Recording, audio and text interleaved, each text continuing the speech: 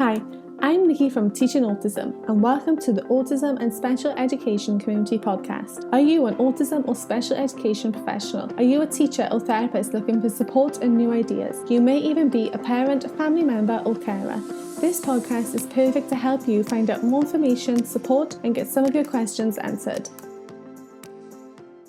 Hi everyone and welcome back to another episode on our Teaching Autism and Special Education Community Podcast. Thank you all to our returning listeners who keep tuning into this podcast every week. I created this podcast because I love to share my knowledge, years of training and experience with you all. You will notice that my podcast episodes are usually short and sweet because that's the way that I love to listen to podcasts. Podcasts are great to listen to during the drive to work, when you're getting ready in the morning, or when you have a little bit of downtime. For me, I always think about how busy we all are in our day-to-day lives, and that's why I decided I wanted to try and keep my podcast episodes short and make them easily accessible for you all. The only objections to this rule are when I have guests who come on my podcast who share a huge amount of knowledge and information with us. However, today is also an exception to this rule because there is so much that I want to talk about with you all regarding special education interviews and questions that may be asked. So this episode is a little longer than my usual ones, but it's definitely worth tuning in and listening to all of it, especially if you have an upcoming interview that you really want to prepare for and ensure you rock it and get the job that you want. Today is an episode that I have been wanting to record for a little while now. On my Instagram in particular, I get a lot of direct messages from teachers who ask for advice about upcoming interviews. What questions will the panel ask me? What should I talk about? What are they looking to hear from me? And these are all great questions to ask. Interviews can be really scary, whether it's your first ever interview or it's your 50th interview. I don't really think that anyone is ever fully comfortable with the interview process, and it can make you feel really nervous. So today I'm going to talk all about teacher interview questions and what you should share with the interview panel. My biggest tip before we start is just always be prepared for the interview. Don't forget about it, push it to the back of your mind and then panic the night before. Get organised from the moment you submit the application form. Even if you haven't been told you'll get an interview yet, getting yourself into the mindset and preparing yourself well in advance will help you to feel more at ease when it comes around to the actual interview. Now, before we start, I just wanted to add a quick note that questions in interviews can vary in different interviews, schools, and countries all around the world. I have tried to discuss as many possible questions that usually come up and give you advice. Not all of these questions will be used in your interview. However, I'm hoping that providing you with types of answers and information, you'll be able to use this knowledge to adapt to answering questions that you maybe didn't expect to come up. So first, the best way to be prepared for your upcoming interview is to read through the job description that you applied for, as well as finding out information about the school. And you can find this by visiting their website. So the job description will give you an insight into what type of person they're looking for this role. Then move on to doing your research on the school. So check out their website, their social media accounts, get a picture of who the school is, what are they about, what's their motto, and how do they like to support their students and be presented in the community. All of these things will help you to talk more about the school and make it a more personal experience during the interview. This will also show your interview panel that you have spent time looking into their school and just how interested you are. Next, I always encourage people to spend time going over all the different acronyms within the special education field. So in this field, we are all always using acronyms on a day-to-day basis. And if your interview panel use an acronym, you want to make sure you know what they're talking about. You don't want to have to ask, what does that stand for? What does that mean? By knowing what the different acronyms are, the interview panel will know you're serious and what you're talking about and you've spent time researching into your field.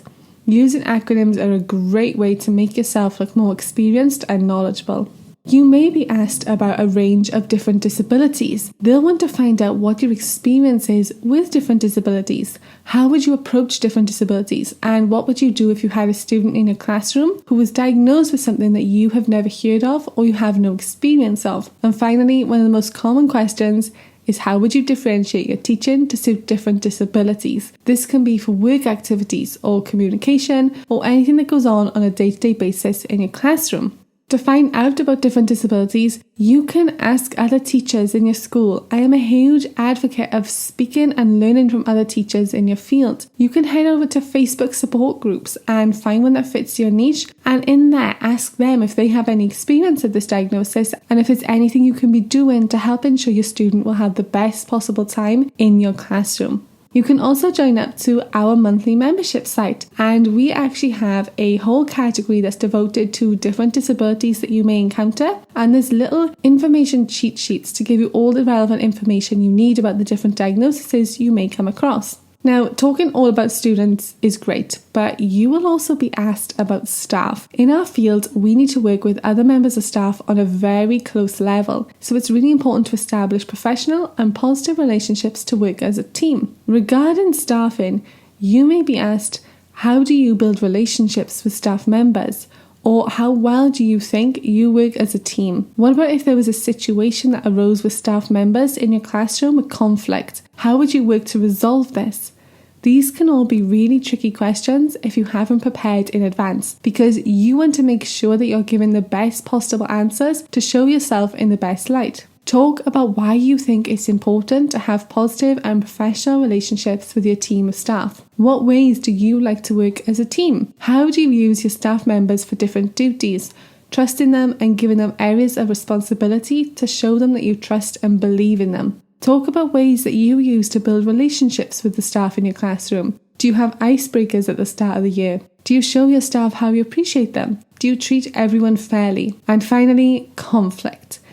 Working in this field can mean that sometimes we find ourselves in stressful situations, especially if you have a very physical classroom. Sometimes the stressfulness can affect how we are and the way that we act towards each other. This could end up in a very conflicting situation, and this can make or break a team. A panel will be intrigued to find out how you would manage conflict and the ways that you would approach this in order to continue to support your team and keep it as a successful and positive one. So this could be sitting down after a conflict has arisen and everyone talking it out.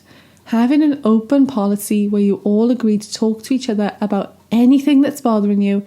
This can help to nip things in the bud straight away, rather than letting them escalate and escalate until someone blows. This is also the perfect time of the interview to talk about collaboration. Collaboration is key for every teacher. Talk about your favourite ways to collaborate with others and what you think the benefits of collaborating with other teachers are. And this isn't just with other teachers, it's with assistants, therapists and outside agencies too. Draw on personal experience. When have you collaborated with others in a positive and professional way? It is great to draw on personal experiences as much as possible, even with every question that you get asked. This will share just how experienced you are, and it will also show the interview panel that you don't just talk the talk, you walk the walk too. Another common question that you may get asked is, what do you think makes a great special education teacher? And this gives you the chance to ensure you're using all those key words that interview panels are listening out for. And one of the best answers for this is differentiated instruction. Every classroom that you work in is always going to have students with different needs and abilities. So differentiation is vital to ensure that you're meeting the needs of your students. Here is your opportunity to talk about how you differentiate your teaching material and style to suit the students in your classroom. Talk about materials and resources you will use, communication aids, the training, and so much more. And this may lead on to you being asked about the work and resources that you use with your students. What type of material do you like to use? Is it just one type, or do you mix it up? Do you use paper resources and digital resources? If so, talk about this. Share about your experience and knowledge of different types of resources and the benefits that these have for your students, especially when it helps to keep them engaged by providing a wide variety of different activities. They may ask you about the curriculums that you have experience with and what your dream curriculum is, as well as what your experience is with different types of activities like digital resources and assistive technology. Again, how do you adapt and differentiate these for your students? In regards to communication, do you know and use sign language? What about picture exchange systems? Do you provide visual support instructions to help your students? In this section, they may also ask you about lesson planning. What type of lesson plan do you use? Are you planning short and long term for your lessons? Do do you plan on a daily basis? Is it digitally recorded, or do you like to plan on paper? What things do you include on your lesson plan? They may even ask you what your thoughts are on lesson plans. Are they beneficial? Why should we use them? Something that I've heard about more regularly recently is that they will ask you how you know if your lessons and the activities you are providing your students are culturally relevant.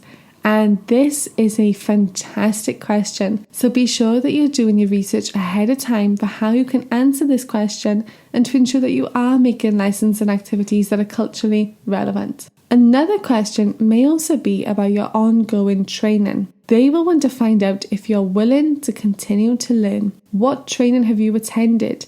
Do you watch any webinars? This will help them see how interested and involved you are within your field and if you're willing to continue to grow and develop. This is a great time for you to talk about training opportunities that you've been on, webinars you've attended, online training, any professional books that you've read and found helpful. And if you're looking for an online training course that is perfect for autism and special education teachers, check out the link for our online training in the show notes that covers a huge range of training and skills, and these will help you to stand out to your interview panel. One of the most important questions that is most likely to come up in your interview is about IEPs. Don't overstress yourself with IEP questions. Talk about what you know, and again, draw on your personal experience with IEPs. First, talk about what an IEP is and why you think it's beneficial for your students to have. Lead this into how you write IEPs. This is the perfect chance for you to talk about understanding the needs, goals, strengths and weaknesses of individual students and how you can use these to write IEPs. This is a fantastic opportunity for you to talk about how you'll be able to use IEPs in a general education setting. How can you support general education teachers and what adaptations you'll make to suit the environment? Leading on from IEPs, you may get a question about assessments. What do you know about assessments? What are your experiences with different types of assessments? Again, draw on your personal experience here. Talk about the benefits of assessments and what ways that you carry them out. IEP meetings are a huge part of our role as special education teachers. And this is something you're probably going to be asked about because this is a really important part of your job. The interview panel will most likely want to know about the way that you conduct IEP meetings. How do you keep these meetings positive and professional? How do you manage conflict and disagreements?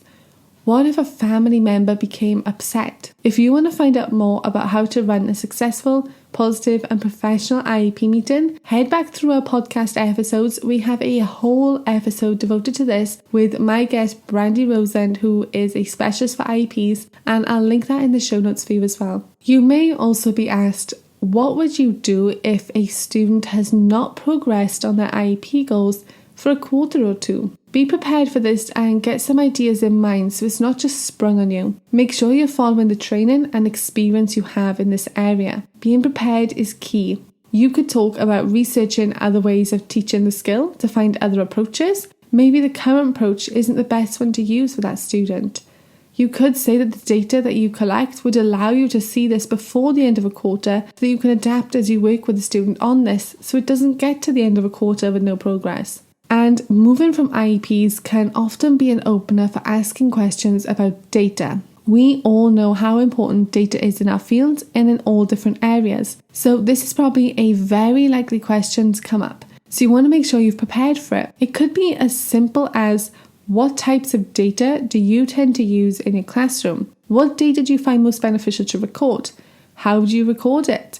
What do you do with it once you've recorded it? Do you put it into action? Do you use it to set targets? We don't want to take endless amounts of data and then just store it away and never use it. We need to make sure we're taking relevant data that can help us. Be sure to draw on yourself and your experience here. Talk about the types of data that you like to record and why. How do you use this data? Do you use this data for your lesson planning, your IEPs, your classroom management strategies? Do you share data with anyone? Like if you have a student displaying challenging behaviours, what data would you share with a behaviour therapist? You may be applying for a special education position that's actually in a general education school. And this will mean being around general education classrooms and teachers. And this is a huge window for a variety of different questions that you may be asked. You may be asked, how will you help to spread awareness of your students with other teachers and students in the school? Or how will you work with general education teachers in the school? What ways do you intend to help your students interact and be more involved within the whole school setting rather than being excluded to just your classroom? For this, again, talking about how you're a team player and that you like to work as a team and build professional relationships is a great starting point. Also, talk about how you can work with general education teachers to help them learn about different strategies that can help with their students as well. You can also talk about ways that you intend to integrate your students within the whole school setting, attending whole school events, what strategies you'll put into place to help these be successful. It could even be, will you go into general education classrooms and do a session to help them become more aware of the different disabilities that people may have, and this can help spread awareness for the students in your classroom as well. A question that can catch people off guard is about describing a challenging experience you have had with general education teachers in the past. And don't be afraid to be honest here. Talk about the situation and then talk about what you learned from that situation. What did you work on and improve to ensure that you have learned from that situation and how you would handle it differently in the future? And talking of challenges, another challenge they may ask you about is with a student. What challenges have you had with the student in the past? How did you manage it? And again, talk about this open and honestly. What type of supports did you provide the student? How did you rise to the challenge? Did you work with others to help the student? Did something go wrong? Do you feel like you didn't handle it the best that you could? What happened after the challenge? What did you learn from it? Did you see any successes? You may also be questioned about your strengths and weaknesses. Being able to identify your weaknesses is a very strong show of who you are to the interview panel. You can talk about a weakness and then discuss ways that you work on this weakness to improve it, to ensure that you're always providing the best for your students. This is also a great point for you to bring up that you can use this with your students as well, to show them that we all have targets that we're working on. And then be sure to talk about your strengths. How do these strengths make you a better teacher? How can you use these strengths to help others in your area so that you're able to share and work on professional development with other members of staff? Your interview panel may also ask what your goals are. Do you intend to specialise as a special needs teacher? Do you want to progress up the ladder and become a team leader? Be open and honest. Talk about what your current plans and goals are and how you feel that these make you a better teacher. A common question to ask about is your teaching style. This is your opportunity to stand out from all those other candidates who are being interviewed. What makes you unique? How do you best serve your students? What do you bring to the classroom to make it exciting, engaging, different, and safe for your students? You may also be asked about why you chose to have a career in special education. Why not general education? Talk about your why. If you don't know why, sit down and think it through. Write down all the things that make you happy with your job and why you love to do it. Use these for your answer. It could be because you enjoy working with students in different, engaging ways to help them reach their goals. You love to be a part of students' progress. You like to help others. Another huge question that is really important you get right is about parents. Within our field of special education, we will most likely need to communicate with our students' families on a daily basis. It's really important that we have those positive and professional relationships to ensure that you have consistent communication, which is really beneficial for your students. Again, draw on personal experience. Are you seeing a pattern yet? Drawing on personal experience is perfect for every answer. Talk about how you like to communicate with parents. How do you differentiate this to suit different families? Talk about when you've had a difficult situation with a family, or if you had a conflict that needed resolving. How did you handle this? You may be asked a question like, how would you handle an upset parent who confronts you either in person or through a phone call or email? What are the steps that you would take to handle the situation? This is where I think it's really important that we go back to the first step we discussed in this episode of making sure to do the research into the school. Find out the way that they run their school. What sort of policies do they have in place for this? You want to make sure that you're hitting all those key things that they talk about in those policies. Classroom management is really important to ensure your classroom is a safe, engaging and welcoming environment for all of your students. So one question may be about the structure of your classroom management. What strategies have you used in the past? Did they work well? Did you have a strategy that didn't work? How did you change and improve this? What did you learn from it? What types of classroom management do you intend to use going forward? And again, be sure to link this to the philosophy of the school. From classroom management, this is usually a lead for some behaviour questions. So for example, you may be asked, how would you manage or deal with a student who refuses to complete their work? Talk about your experience, what strategies you would put into place. Would you use a reward system, positive reinforcement? This is a great way for them to find out more about the type of person you are, as well as the type of teacher. And having students refuse to work is a real common occurrence in our field, so it's very important how you answer this. If this is an interview for your first teaching job, they may ask you about your student teaching. Be honest and talk about it. How did you find student teaching? What struggles did you experience? What was the most valuable thing you learned from your student teaching? And how did it help you become the person and teacher you are today? Another question may also be about the current issues in special education. For this, I just really recommend that you keep up with all the news, what is going on, in order to keep up with any current issues. You can also set a Google alert for certain keywords like special education, and you'll get an email every day when new things come up under this keyword, so that ensures you really are keeping up to date with all things that are currently going on. Child protection is a very important question that needs answering in a delicate and professional way. Ensure you are up to date with everything for child protection so that you can show how knowledgeable you are with this. You may be given a scenario or a situation. For example, you may be asked, what would you do if a student was coming into school and had started to wet themselves or soil themselves on a daily basis, and this has never been an issue before? Or you may be asked, what would you do if you noticed a bruise on a child's arm that looked like fingerprints? Child protection is a huge and very important part of our job, so you need to ensure you're answering this one as perfect as possible, especially when you're working with children who are much more vulnerable. This is going to differ around the world, so just ensure you're up to date with the regulations and training for the school, city and country that you're in. And finally, one of the hardest questions that I find is, why do you think you are the right candidate for this job? Now, think back to the beginning of this podcast when we discussed looking into and researching the school that you're applying for. Bring up things that you know the school like. Talk about things like you have seen how community orientated the school is and you really like this, or the ways that they adapt their curriculum, how open and supportive they are with families and parents. All of these things not only tell your interview panel about why you think you should get the job, but you're also sharing the fact that you've taken time to look into the school, and this shows them how interested you are. There is usually the opportunity at the end for you to ask the interview panel a question. Have you ever sat there where they've asked, do you have any questions for us? And you panic because you can't think of anything, so you just say no. And then later on, you regret it because you just weren't prepared for the question.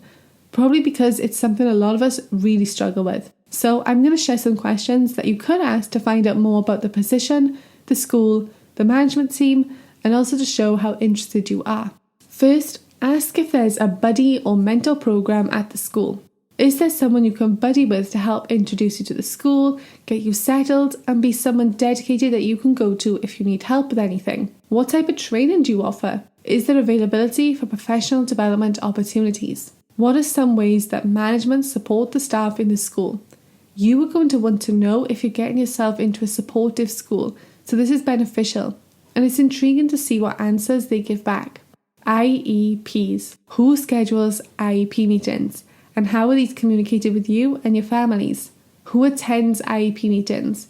Is there anything specific you need to know about IEPs with that school? You can also ask about the curriculum that they use if you were unable to find out about it on their website, as well as how big will your caseload be, how many assistants you would have in a team, and one of the most important parts, what are the next steps in the interview process if they have not been communicated with you yet?